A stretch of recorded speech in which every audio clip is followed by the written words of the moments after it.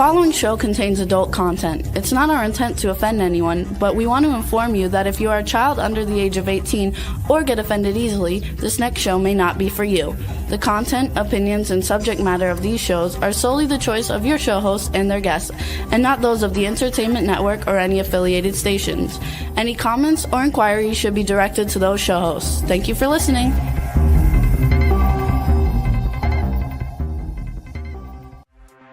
Hey everyone, and welcome to 50 Shades of Bullshit.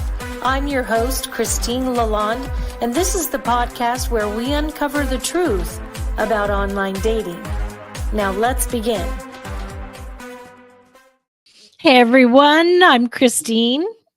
I'm Jada. And this is 50 Shades of Bullshit.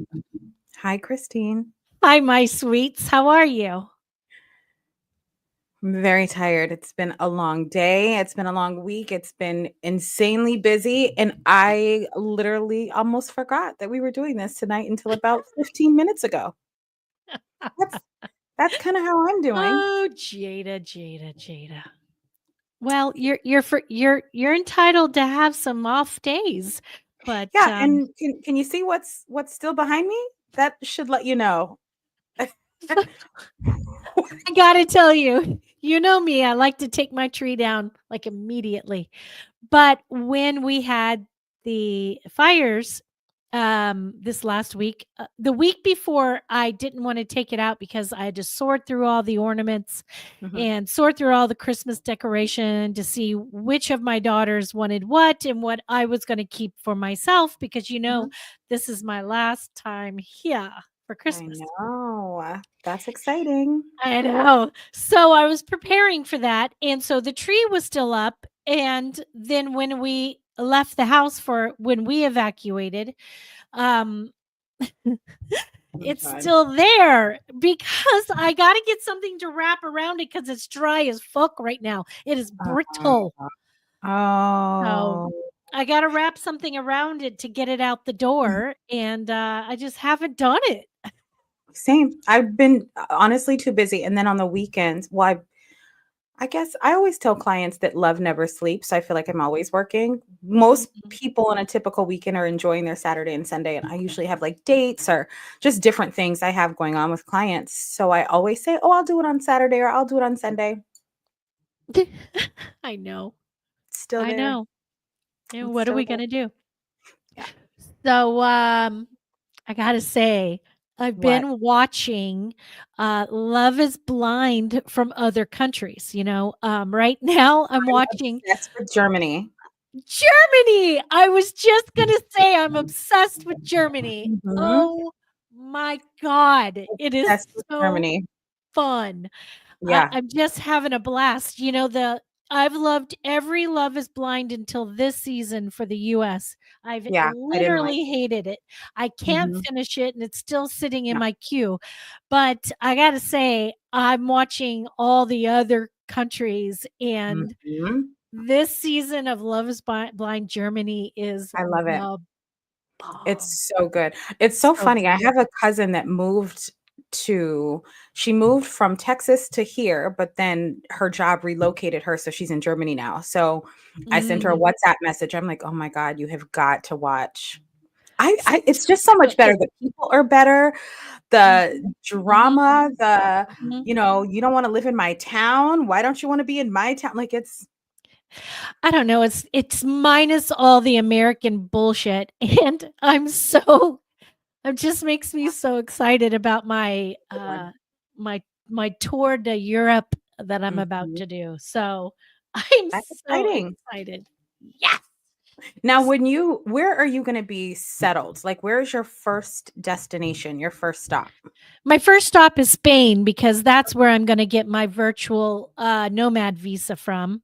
Got it. And from there, I've got a map, and I'm just starting to look at the layout, and I'm thinking I might leave then to go to Portugal, France, and London, and then I'll move north, going through Germany, Switzerland, Sweden, try to hit all the, Amsterdam, and I have friends in most of those places. So I'm going to be seeing a lot of people as I tour. And then after I go north, I'm going to come back down. I'm going to stop back in Spain again. And then from there up, go to like Italy, Greece, those kind of places. I just want to Nice. get the lay of the land of all the different places for a while. And I figure Europe will probably be my first year. And Yeah. then if I'm not madly in love with some specific place or where I want to be, then I Mhm. think I'm going to go do South America. Oh, I love it. But I'm also going to hit Sydney and New Zealand. I've got a friend in Nice. New Zealand. So we'll see. You were going to be the world traveler. Now, let's just say, for instance, Mhm. hypothetical, what if you meet like a great man? Are you still traveling or are we staying? Are we going to just be stationary wherever that guy is? Like, what if I you don't make super hot Italian that's like, oh, I just want you to be here forever? Well, I'll try it out for 6 months because we know that crazy can't hold back for I 6 know. months, and then Mhm. we will see what happens. I don't I know. know. That's exciting. It's Very gotta be exciting. damn good for me to settle. Yeah. Yeah. I It's gotta be understand. damn good I understand. How was your because week then? this shit is good right here. And Ooh. I don't Ooh. I'm all good right here. I don't need no Love it. exterior shit. So, it's gotta be damn good for me to, To do that. do that. How was your week? I was asking, how's it been? How are you? Is it I'm back home, as we okay? can see. I Yeah, forgot to yeah, turn my lamp on. My backlight. I'm back home, and it's fine. We still got the fires going on. The air quality's not perfect, but most places it's still pretty good. So yeah. we're good. Okay. We're Well, good. good. The fires will eventually get out. Right now, they're not threatening, anybody's homes anymore. It's just wildfires in the wild, Yeah. Yeah. not Okay. Well, wildfires in the city. I'm glad you're safe. Wildfires in the city. That'd make a great line for a song. Wildfires in the city. Who knows? Let's make Okay, some ladies and shit up, gentlemen, she just said her new job. We're gonna right? in 2 weeks, she's gonna say, I wrote this great song. I want to play it here for you guys. This is my Fuck. 19th job. I know. Bitch can't settle down. I don't know what it is. I love it. I saw two of the funniest memes today that I Okay. have to tell you because they crack me up. I Okay. keep thinking I'm going to save all these memes and put them on our Instagram, but I always forget. Okay. This one was so funny. Don't tell me you miss me. Tell me you're outside my door wearing gray sweatpants. Actions. Honey, the gray sweats. Right? Hello. Hello. Now, if a dude walked up and he was hot as fuck, had a lot of money, and he was like living in Europe and he's like, gray sweatpants. And I'm like, yeah, You're like, I'm in. I'm in. Mhm. Fuck Mm, 6 months. Who needs mm-mm. 6 months? Give me those sweatpants. Listen, the gray sweatpants, if you know, You know. you So know. here's the last one. Beware of hatfish. Guys that are hot until they take their baseball hats off. Now, that shit's Because you know real. what? It is real, and they get that well, it's just real. It's It's just it's real, really real. And really sometimes is. I look at it and I go, can I get him to leave the hat on? Because he's really fine with the hat on. And you are so funny. Oh, I do love a God. bald head, though, like a shaved, like, bald head. I love a bald head. Yeah, I do too, but some men cannot carry that shit off. The guy on Germany, um, Love is uh, blind. yeah, Yep. what's his name? His Did you sweatpants feel are blue. Phil, Oh, Phil, Phil. Phil just came on and said my sweatpants are blue. Darn. Mm, So the guy who's with the really hot, beautiful, yes. perfect girl who is She's just like, perfect. mm, not Mhm. only outward but inward, But she is inside, she's so perfection. sweet, right? She's perfection. So Mhm. he can get. Mm, Mm. he looks good. Yeah. Mm. Yeah, she So she lucked out. yeah, Yeah. she did. Hmm. Yeah. Yeah, he Mm. did too. Quite frankly. Yeah, I at first when, Oh, it just made me think of something else. But at first, I was thinking maybe she's too hot for him. Do you know Mhm. what I mean? Yeah, but no, But I not think they anymore. mesh really well. What about the very awkward, the couple Mm. that was really awkward and the girl left right after the show? They're like, she stepped off set, she walked off set, then she came She back late. She just turned around and left. She Left. didn't even stay after her engagement. She gets No. engaged and she's like, "Adios, amigos, I'm out." And she left. But I'm on the episode where they were started talking again. They're at lunch. Yeah. They're Yeah, having the yeah. meeting. Yeah, yeah, yeah. That's right. Girl was not taking nothing. She was gone.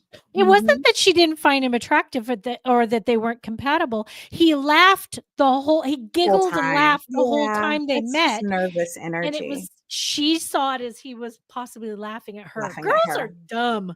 Girls are I dumb. mean, Come they can on. be. Yep. Not all. Well, Yes. not us, but Not whatever. us. Let's talk about our guests because I Let's was do it. not on when she was here the last time. Yes. So let me tell you, 3 years ago, when we got started, we had dating and relationship coach Flora Ong, and she has been with us. God, I can't remember the episode. I'll have to look that up while we're talking. But today she's talking. Oh, before when she was on the show, she talked about attachment styles, and that Mm, was so good. It was about this time uh mm. 3 years ago, and we're so excited to have her back. It was episode 14. Oh God, yeah, I was nowhere near yeah. So it was like our 3rd month on the air. So Nice. Flora's back with some incredible insight on passive masculinity. Flora was named one of the top 5 relationship coaches to follow, and Mm, Flora is also the founder of Redo Love, whose sole focus is helping people find peace and joy in the process of dating. Flora is a certified life coach and trauma-informed specialist. So let's bring nice. Flora on. Yes, let's We do love it. us some Flora. Hi, girl. Oh, hi. Hi, Uh, guys. I love watching Hello. your TikToks because they always give me ideas for the show. Oh, yay. So, Jada, I was watching Flora's TikTok and it was about passive masculinity. And I was like, immediately, I was like, Flora, Mhm. you got to come back. Yeah. Yeah. Yeah, I remember when I was on before. It was really early. It was one of your first episodes. It's crazy. I can't believe it's been 3 years. I know. Can you wild. believe how far we are? It's so Uh-huh. crazy. That's crazy. So fun. I love it. So, welcome back. We are Thank you. thrilled you're here. You have some great insights on your TikTok. What's your TikTok under? At redo_love. Redo_love. Love. Yeah. Yeah. Y'all should go check out her TikTok and watch all of her videos because she gives some real insightful things on, snippets of dating stuff and, attachment stuff and, trauma. It's so good. So Thank you. love, love, love, love. Thanks. So tell us about what passive masculinity actually means. Well, I don't know. But I can give you my opinion. I don't know what the your official, definition is. It's so related to the conversation of the patriarchy, masculine roles, feminine roles, obviously. And there's this, I'm going to actually kind of sum it up this way. The men typically ask for peace in a relationship, right? As somebody who was a matchmaker for a long time, most of the men that came to me would say, I want peace in my relationship. Most of the women would say, I want somebody with emotional availability. Right? Mm-hmm. In the spirit of looking for peace in relationship, I think a lot of men have lost their voice. And the thinking is that if I just placate and don't actually address whatever this emotional issue is, then we won't fight and everything will be okay. I'm Yeah. very well acquainted with that one. Yeah. Very. And so we've ended up, I mean, this is just one part of the problem, right? But we've ended up with a lot of men who don't know how to address emotions in a healthy way, or think that anybody who has emotions means they're going to be emotional and, you know, be crazy and make their life some sort of living hell. But they're also creating the living hell by not addressing the emotions, because you can only, you know, as a woman or as a human, you know, you can only live so long without communicating how you feel, right? Yeah. And so a lot of relationships kind of see this pattern of women not feeling heard, men thinking, oh, but I take out the garbage and I go to work and I, you know, wash the dishes, and, you know, and women are still unhappy or unfulfilled or not feeling like they're getting what they're looking for in relationship. And it all stems from this desire to not cause a problem and not have conflict, you know, or this perceived potential conflict. Yeah, I think I know that the person that I'm thinking about had a very strong mom who was very forceful and very, you know, like in your face and loud and, you know, all these aggressive things. But then I found that this gentleman particularly likes women who are strong and independent and have a strong voice. But then when you're with him, he couldn't express, have a conversation, you know, couldn't put in any kind of emotional or mental or any kind of conversation, and it just drove me insane. It drives me insane. I want a conversation about anything. It doesn't matter what it is. I just want a conversation because Right. it feels like you're investing. You know, it Yeah. feels like you're putting in, looks like effort. It feels like effort, you know, but Yeah. when you can't get that from somebody, it's like pulling teeth, and it's frustrating, and you just continue to go around and around saying, "Hey, I don't want to leave the situation, but without this connection, I can't stay in it." And so then you feel like you're abandoning, but you're just keep trying. But then on the other side, the man is thinking, well, if she stopped nagging me about talking to her, maybe I would talk to her. And it's like, what the fuck, dude? But I love also what you said, right? Because it's the way that the mind tricks that you have to do to yourself as a woman in order to try and coax a man to just have a real conversation with you. And no, well, you know, I don't want to be too much, but I'm going to try and create a safe space. But you know, maybe if I make dinner tonight, okay, I won't do it when it's emotional. You know, I'll wait it out and then I'll see if he wants to talk. I mean, you know, and then you start thinking that there's something wrong with you because he's like, oh, you see, you're always nagging because you say one thing that happens to be, you know, potentially be emotional, potentially conflictual. And part of the problem is none of us really learned how to have healthy arguments in childhood, right? Like we all, a lot of us, not all of us, either have a history of like, my family doesn't talk about anything. We don't address things. We just kind of shut it down. Or we, you know, fight to the death and I never win, or my mom yells all the time because she's like super strong personality, or, you know, something bad is going to happen. And so there's just this assumption that that's what it's going to lead to. And, you know, nobody wants to deal with that. And then we come up with phrases like happy wife, happy life, which means that I hide in my man cave and you do whatever you want, you know? Yeah. When having conversations with some of your women clients who have partners or spouses that have that similar behavior, what are some techniques or some tools that you give them in terms of coaching that can help not necessarily maneuver the conversation, but get the conversation started so that they can address to their person in a healthy way? Well, I am coaching these days a lot of men, which is really so makes me have a lot of hope for future generations. Yay. Some of the women existing now, but last year, the first two clients I got both didn't know each other, but they were both like 55-year-old men from Louisiana, from the deep South, really looking to do deep inner emotional work. And it was Love just that.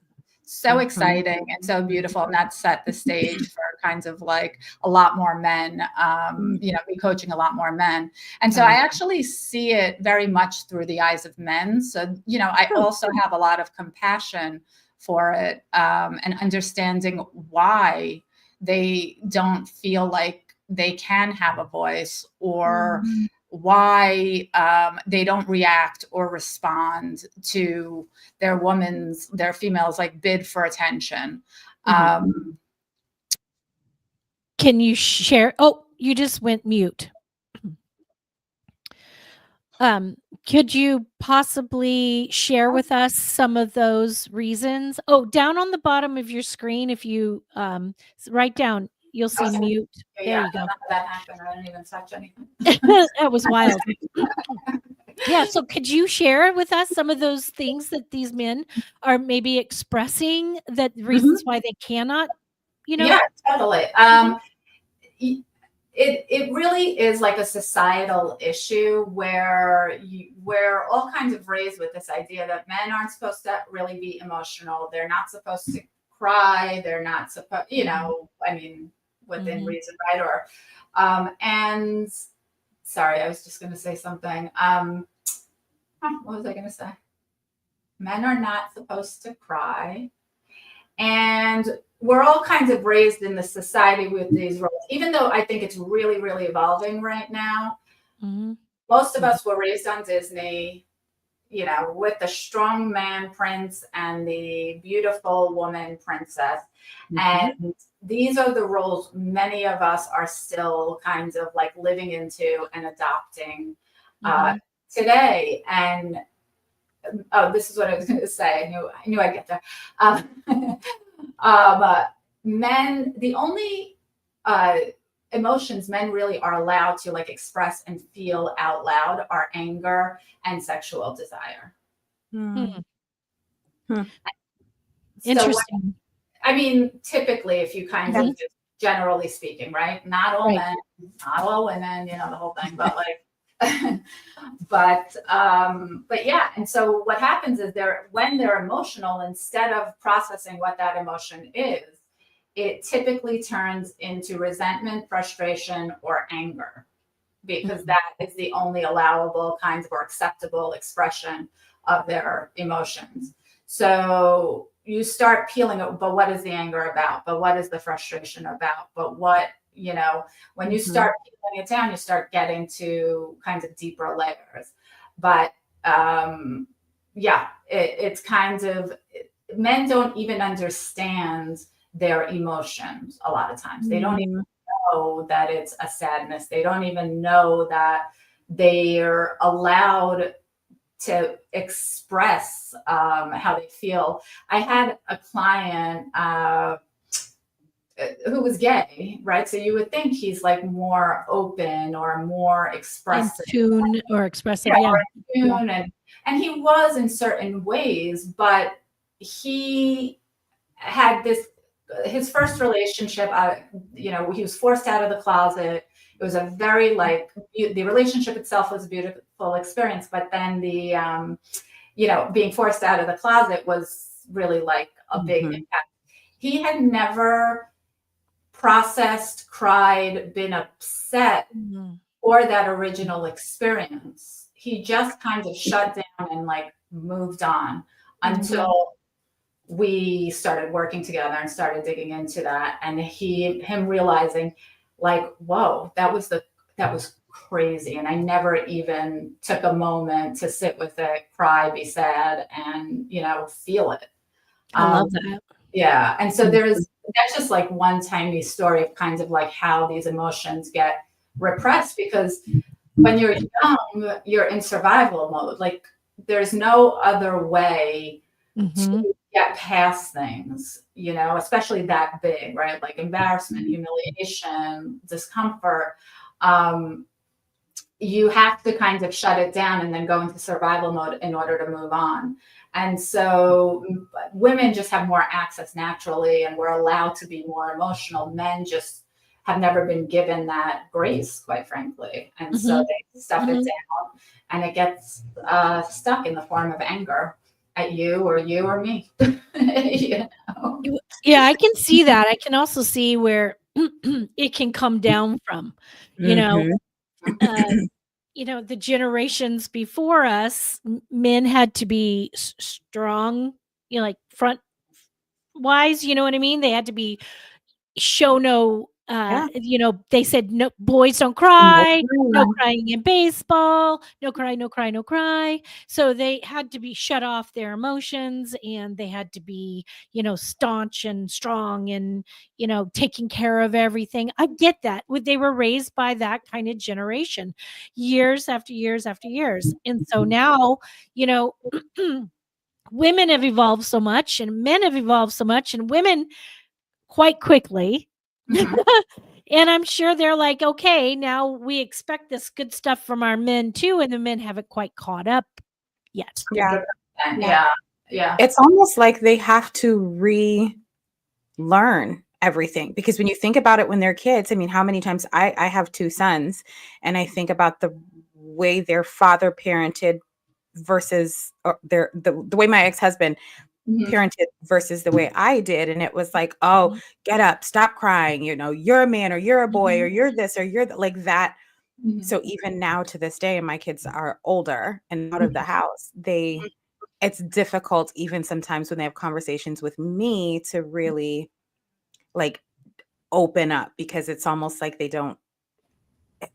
just don't feel like they can. And I think it's all men. I think they really have to almost retrain their mind to do things a little bit differently, and know that vulnerability is not a bad thing. It's okay.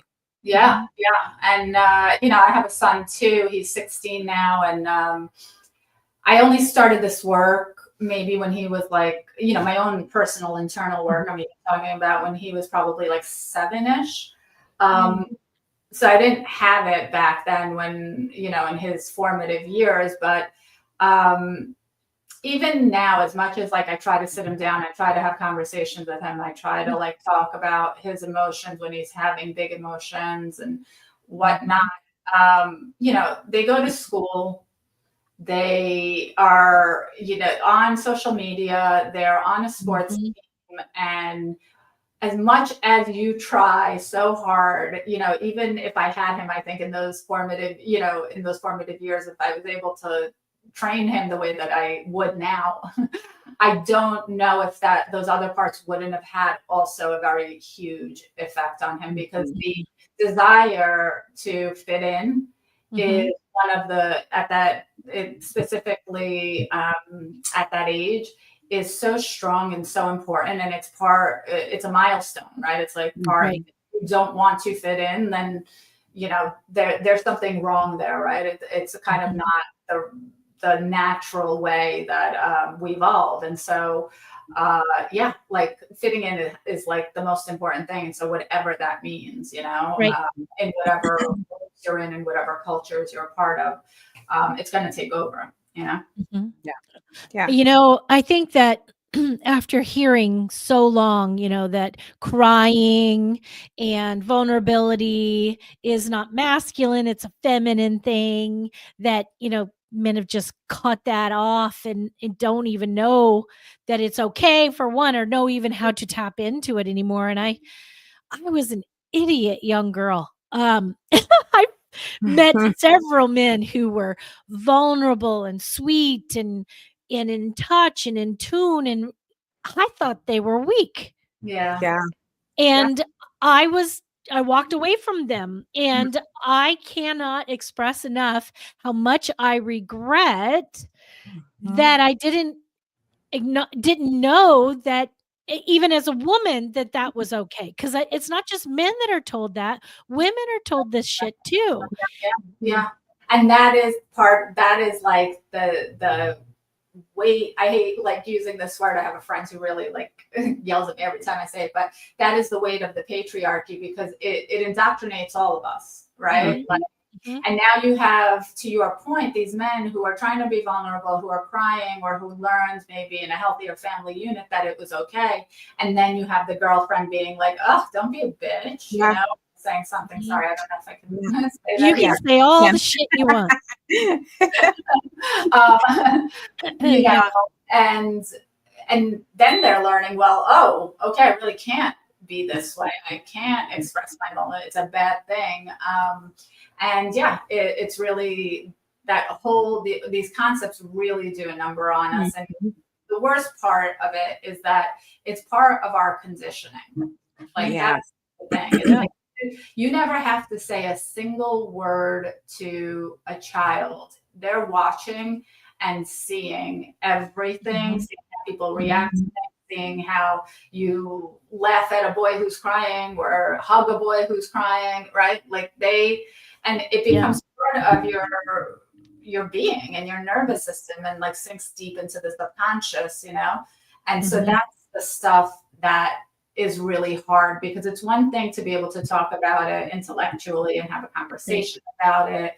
Most people would agree, no, I get it. It's right. You're right. I should be able to cry, and it's okay. And I can, but then when it comes to actually doing it, it's a really difficult thing to do. And, you know, it's being vulnerable is difficult to begin with, but you've been taught your whole life that it's wrong and bad, and you are like, you know, something is going to happen to you if you do that. Or you'll be ostracized, you know, that really goes into your nervous system. And once it's there, once it's in that space, it's really hard to change. Yeah. Oh, go ahead.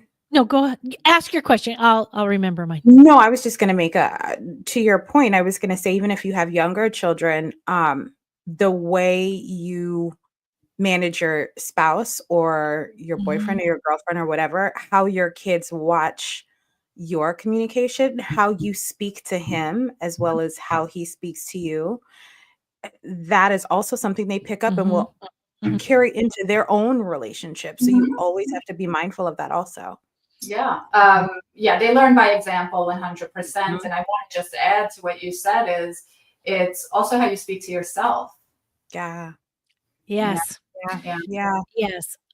You know what this kind of goes to, you know, all the we like to talk about the dating shows on TV and, you know, the reality shows everybody mocks and makes fun of. But quite frankly, what I love about the Bachelor Nation is that they make each episode about every freaking date about opening up and being vulnerable. They use the word vulnerable throughout the whole thing. And I find that is really something, because they're addressing something that's a huge audience. And I love that they're constantly talking about being vulnerable, and that it shows the men opening up and being vulnerable with these women, and it shows that they're moving forward. You know what I mean? Like, it's actually showing where it's moving forward. It's funny. I never thought of it that way, but I do appreciate that one. You know, there is a couple of times will somebody will be vulnerable about something, and then next thing you know, they're not getting the next rose. And it's not because they weren't being vulnerable. I know that those people are appreciating that connection, that commitment to being vulnerable, but sometimes it does open the door to show that, you know, some things aren't quite aligned, or it puts a brighter light on some things that aren't aligned, but it shouldn't discount what that man is doing by being vulnerable and opening up. And I think it makes them hotter, sexier. Yeah. I love it. I mean, Love I'm a it. whole new person since I got fucking work done, you know. That makes me see men differently in a better light, you know. Yeah. And I love what you just said, because a lot of what I have to teach my clients is that what happens is at some young age, at some point in life, you're vulnerable and it gets thrown back in your face. Mm. Oh, so, my ex-husband with me Yeah. constantly. Mhm. And so you learn that you can't do that, or that it's bad, or that it's wrong, right? The problem is not that you were being vulnerable. The problem is you were being vulnerable with the wrong person. Wrong person. Yeah. You know?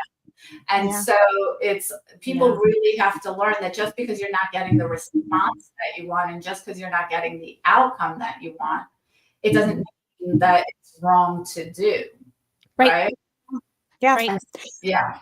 I can say, even being in the matchmaking space now, it's so different. And because I've done it for a million years, women appreciate more men that have gotten the work done and gone through therapy. I have so many women that say, I would love it if he's seen a therapist or at some point gone through therapy. That's come up more now within these past few years than it has years ago, which I mean, I have to say, I love a man who has done the work and knows, I think there's something to be said for that. I saw this thing earlier that said, don't send me nudes or dick pics. Send me your latest invoice showing that you're seeing a therapist. That'll get me in there faster than your dick pic. There you go. Yeah. And I think that, I think part of the problem is that when like you hear the word vulnerability, people just have this like idea that it's some woman like crying, Like, oh, I gotta weep it out. Yeah. And that's the association. And there, with any human, there's an overboard of emotions, right? Yeah. Like, versus a healthy amount. And I think I agree that there's nothing sexier than a masculine man that can cry in the appropriate times and moments of life, and there is a way to be very masculine and be able to cry. I mean, I think that's the most masculine thing, to be able to do that correctly. So there, but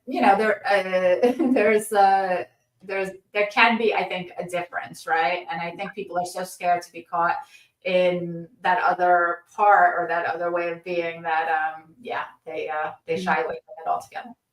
Yeah. I dated this guy one time. He was from Ireland, and he was awesome. Everything about him was awesome.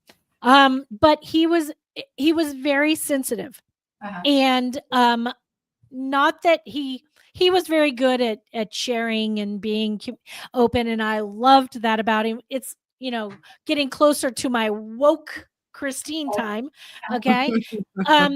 But the issue, the thing that we talked about one time is I'm a very forward woman. I'm a speak their mind. I'm fairly blunt. I'm fucking blunt, okay? And I'm sarcastic. Right. I love to tease and joke around because that's sexy to me. I love that. But I'm sarcastic, and a lot of people don't understand sarcasm. And I get that. Well, he was one that didn't understand it. I don't know if he didn't understand it, but he took everything I said personally, and it wounded him. And it would literally wound him. And I would feel like the worst person in the world, that I could say the exact same thing to somebody else and it wouldn't faze them. But for him, it would. And I told him one time, I said, look, I don't think you're too, because he kept saying, you just think I'm too sensitive and you're always hurting my feelings. And I'm trying to tell you, and you're just like, you don't fucking care. And I'm thinking, it's not that I don't care. It's that his wasn't aligning with mine. Right. And I told him, I said, you know what? You are honestly a perfect man. You really are. But it's not that you're not perfect for me. You're just not the right perfect for me. I'm not the right perfect for you. I said some girl's going to come along, some woman's going to come along and see your sensitive side and is going to take care of it and hold it and be all good to it. I said I'm not that person. Mhm. And it's not that I don't want you, because I would love to have been with him, but I couldn't, because all I did was walk on him and beat him up, and I didn't mean to. Right. But it didn't mean that he shouldn't share and he shouldn't be that way. It just sometimes things don't align. Yeah, the match isn't always there, and I mean, if you can recognize that and be honest about it and say it like that, I think that that's a great ending to things, Mhm. right? Yeah. So I think the worst endings are the ghosting and shutting down and Mhm. that version of things, stonewalling. That is a lot of what I see in my practice in my business. People that have just been ghosted, shut down, really stonewalled by somebody, and they're just like holding the pieces. And I need to like go and look it up a little more, but there has to be some sort of physiological thing that is going on, because that is the thing that leaves people so attached to the person, no matter how shallow the connection was. Yeah. Right? That like shutdown, that ghosting, that you can't express yourself to me anymore.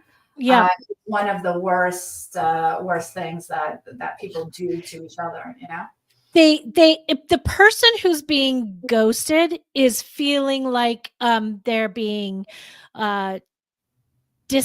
discarded, not cared about, that there's something inherently horribly wrong with you, because how could this person do this to you? And even if you'd only like chatted for like a fucking week, and all of a sudden they disappear, a lot of people get really butthurt and upset. It's just the other person doesn't know how to fucking communicate and isn't a decent person enough to just say, hey, I have really enjoyed talking to you. You're a great person, but our alignment isn't happening.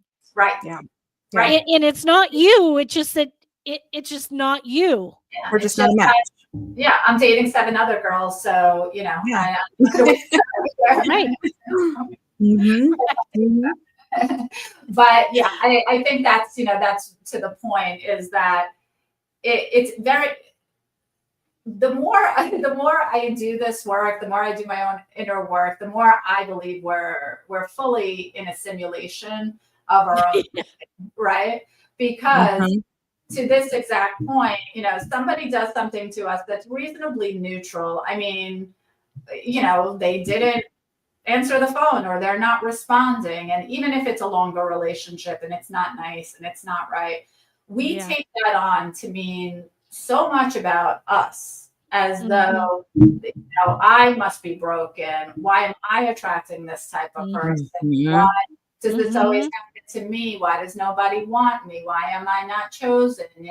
And for a lot of us, we need to dig into this, myself included. Like, I needed to go through that process, but it hits a point where you realize there's nothing wrong with me at all. People just didn't learn to communicate, and it has the higher like expression is when you realize that that's their problem. This has nothing to do with me, and and that's it. But it's so hard to get there, and you spend years attached in your brain to somebody who just like walked away because they are somehow holding some, I don't know, validation or something that you never got. You know how I look at it now? I always go, oh, thank you, universe, for removing the trash, for taking out what wasn't meant for me. Yeah, totally. It just wasn't meant for me. So instead of stringing me along or wasting my time or giving me false hope or whatever it is, or drama, whatever that fool was going to do, he was removed. And if it Did you means receive her? that he removed himself because he couldn't communicate or because he wasn't adult to say, hey, it's not working for me, then he wasn't the right person for me anyway. And I see this constantly with women crying over the fact that someone ghosted them or they broke up. And I think, why are you freaking out? Just be grateful and thankful that you are not having to go through bullshit. Yeah. Period. Yeah. Well, I also, it's also hard, and I get that too, because many of us, it's like one thing to say like, oh, we spoke for a week or whatever, or we dated for, we only went on a few dates and I'm feeling this heavy feeling. It's another thing. When it's a bit longer, when it's a bit more serious, and, it happens at every level. That's the great thing. It happens in the short-term things, it happens in the long-term things. And, I'm sure, I imagine you guys have been on that side of it. It's hard and it hurts. And even though, like, that's him. It still hits on these core wounds that most of us have of like being abandoned, of being not chosen, of, rejection. And it just like, it just kind of stomps on that wound that's already slightly fresh. Yeah, I just think that a lot of people need to work on themselves. We all have baggage. We've all been hurt by our friends, our family, our parents, boyfriends. We've all been hurt through work, through something, somewhere we're damaged, somewhere somebody's injured us in some way. And if we can all just step up and acknowledge the fact that we all hurt in some way, why can't we fix it? And that we're not taught how to date. We're not taught how to communicate. We're not taught how to manage our emotions. So when we realize that we have not been taught this properly, and that we as adults have the ability to find help, to get that help, to repair yourself. And if it's through self-help books, fucking go for it. If it's Tony Robinson, go for it. If it's Flora or Jada or 50 Shades of Bullshit, it doesn't. Just get help, because if we're not fixing these wounds, these traumas, this pain, we carry it, and we carry it in anger and misappropriated like feelings and all this other stuff. And I agree. I think we should get help. Yeah. I think a lot of people don't even know that there's anything wrong until something big happens that allows them to see that the way that they functioned up until that point no longer works. Yeah. Is there a comment? Yeah, Anastasia is one of our amazing people that come back every week. And Anastasia said, even though my cousin doesn't approve, I still deal with the situation, but I want to be on the other end of the line when he calls. I'm sorry, Anastasia, I'm not quite sure what that's pertaining to. I want to be on the end. I'm sorry. I'm so sorry. For a minute. I'm going to hurt her when I get home. But she's talking about that addict that she hangs on to that ghosts her all the time. No. Yeah, the ghosting, Anastasia. You know what, Anastasia? The best gift I can give you is best advice I can give you is when you work on you and you really learn that your strength, your love, your everything is just all right here within yourself. And that when you start healing and do that inner child work and inner shadow work and just really heal you, those other people are not going to matter. And your life is just going to like, boom. Change. Yeah. Boom. Yeah. Our shows go by so fast. I was just looking. So I'm fast. like, 1 minute left? I know. We got like 30 seconds left. I know. Flora, thank you. Tell everybody how they can find you. So I'm on Instagram at redo.love, on TikTok for as long as it lasts at redo for love. Yeah, and www.redo.love. So yeah, if you just Google Redo Love, you'll Redo Love. find me somewhere. Yeah. I love it. Well, Flora's amazing. We love you, Flora, and I'm so happy to have you back.